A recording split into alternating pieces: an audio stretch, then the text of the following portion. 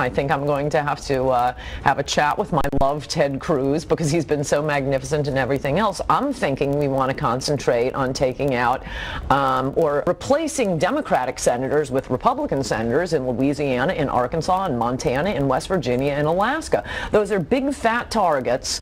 You know, welcome to the Steve Malzberg Show, folks. Tuesday edition. It's amazing if you're watching on Newsmax TV. As she said those states, they had a map on the screen, and those states went red as she said it. How did they know she was going to say that?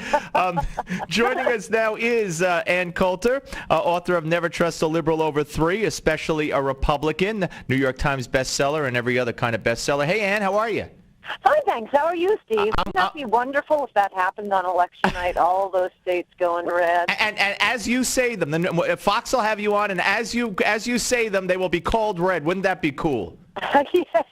The map would just turn in front of Brett Baer or whoever the heck is doing it. But it's going to take some work, and Republicans really need to focus on those states. You know, another one I think I'm going to write about this week is Al Franken in Minnesota. He stole that election. He was down by more than 1,000 votes the day after the election, Yep. And then over the next few months, largely Democratic districts kept producing, oh, look, another 100 votes for Al Franken, and here's another 100 votes. And John Lott watched what they were doing at the time, and he said, this is not statistically improbable. It is statistically impossible. Yeah. But by the way, is he still alive? Is he still alive? Because I haven't seen or heard from Al Franken in about 2 years.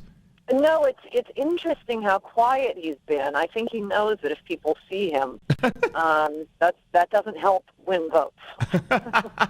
I guess that's one way to look at it. All right, we got so much on our collective plates here today. I want you to hear something that was uncovered. All these millions of people day after day, the stories, and to their credit, I guess they're forced to, but CBS has been out in front of this. NBC now also admitting that the president knew he was not telling the truth when he said you could keep your insurance, and CBS documenting all the millions of people losing their insurance. But listen to this. This is Obama back in 2010. It's even better than what we've heard so far. Let's give a listen. Actually, any insurance that you currently have would be grandfathered in so you could keep. And so you could decide not to get in the exchange the better plan. I could keep my Acme insurance, just a high deductible catastrophic plan. I would not be required to get the better one.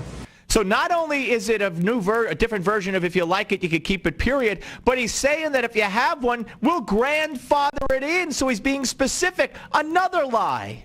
Yes, and it was a lie, the sort of lie that Republicans were pointing out at the time, which is to say so much authority was granted to the Secretary of Health and Human Services. Anything that was so horrendous that they couldn't actually put it in writing in the bill. Oh, don't worry, Kathleen Sebelius will take care of that. We're not specifically giving health care to illegal immigrants. Don't worry, Sebelius will take care of that. And that is exactly what happened to this grandfathered-in clause. It was the regulations issued by Catherine Sebelius that said, yeah, except no. No, you can't keep those either. Yeah, because she has, the power that we all knew from the get-go that she could make determinations on just about anything she wanted to. It was all open to her interpretation, and this is what we're reaping. That's right. That's right. It is everything Republicans warned about and more. Democrats have the audacity to say, you're upset about the website failing when you want it to fail anyway. No, we said this would happen, and it's happening. And it's not, as much as it's like Christmas every day now, with every aspect of this law becoming a disaster, and people who supported it and supported Obama discovering, oops, we were lied to, not by the Republicans, we warned you, America. But it's not enough that it's just a disaster. A lot of government programs are disasters. Social Security, we have known, is bankrupt. Both Democrats and Republicans have been trying to tell us that for 20 years. Public education, we used to be the most literate nation in the world. Now half of New York City high school graduates can't read. I think it's higher than that in Detroit. Government programs don't fall on their own. We have to elect representatives who will specifically repeal these monstrosities. Thus, that's why I keep saying, let's look at Arkansas, West Virginia, Louisiana, Alaska, Montana, Minnesota. We can win back the Senate if Republicans set their minds to it, and and stop the internal fighting. Well, now, going forward on health care, there are two schools of thought.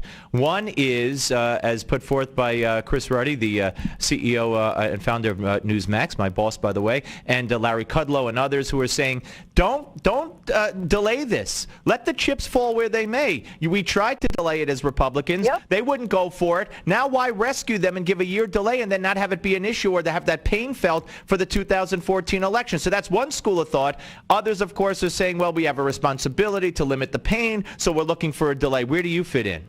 I have the best idea of all. Oh, give it to me. Look, go ahead. When Democrats come to Republicans saying, we want to pass a bill delaying Obamacare, they attach that same amendment they had for the budget and for the debt ceiling, defund Obamacare. And there's no risk of a government shutdown this time. There's no risk of, threatening the international financial system by not raising the debt ceiling.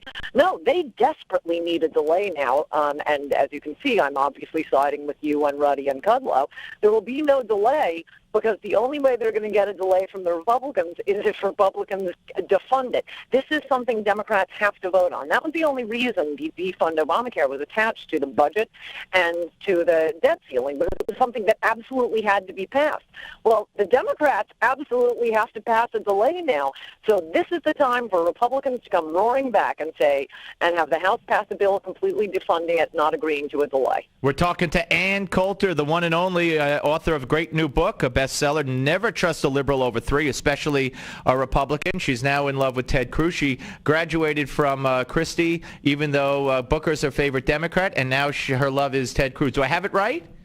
That's about right. Although, boy, a lot came out about Booker during the campaign. I wrote that at the end of my last I'm telling you, this book. guy may not have lived in New Jersey. He makes up people. Suppose he made up T-Bone. He made up a guy died in his arms. I mean, it goes on and on and on with this guy. And his commercials, Ann, as you may or may not know, I live in New Jersey, were, I'm going to tackle the tough issues, raising the minimum wage. That's in this day and age. That's what he came out with. I'm going to raise the minimum wage. That was his number one spiel in his commercials.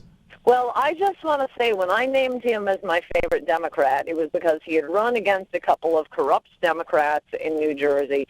Yeah, Sharp, James, yeah. Right. All of the news reports on him showed him as being a really tough-on-crime mayor. And when you are mayor, there is nothing more important. You cannot have life. You cannot have commerce when the crime rate goes up. As we're about to find out here in New York City under Mayor Bill de Blasio. Oh, gosh. I know. God help us. Hey, I want you to hear something.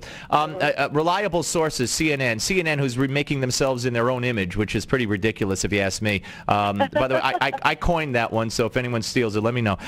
John Avalon was hosting, and he went through this whole PolitiFact or fact check or whatever the heck it is, and he talked about how Hannity said something that was not true. You said something that was not true, but oh God, the guy on MSNBC, not Matthews, he's a former screenwriter. I forget his name.